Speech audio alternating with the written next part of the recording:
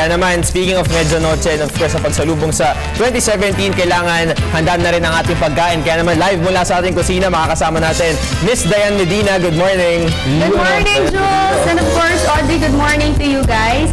There is nothing more merrier than a prepared Filipino feast. Dahil 2 days to go at bagong taon na, nag-prepare ako ngayon ng umaga ng pang medianoche. Ang medianoche is a Spanish term that literally means midnight. Kung kaya't ito po ay naging tradisyon na ng mga Pilipino at kinaugalian na mag-prepare ng maraming pagkain. Dahil ito po ay pinaniniwala ang magdadala ng prosperity, good luck, wealth, at success for the whole year.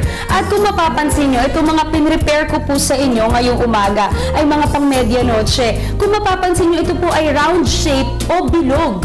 Dahil pinaniniwalaan po ang round shape ay ito po ay shape of wealth. Ito daw po ay never ending. Ito daw po ay eternity. Kung kaya't never ending rin ang pasok ng swerte para po sa inyo for the whole year. Nag-prepare lang naman ako ngayong umaga, Jules at Audrey. Of course, meron tayo ditong cookies. Ito rin po ay bilog-bilog.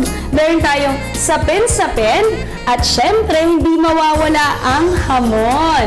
Nandyan rin po ang kapartner ng hamon, ang queso de bola. At syempre, ang prutas, ng mga bilog rin po ang shape. Meron tayong apples, oranges, chico, peras, at dalandan. Actually, kahit ano naman po pwede nyong ihain. Basta daw, ito po ay bilog. Minsan kami, naglalagay kami ng grapes. At syempre, huwag natin kalimutan magsuot din ng pampaswerte, polka dots.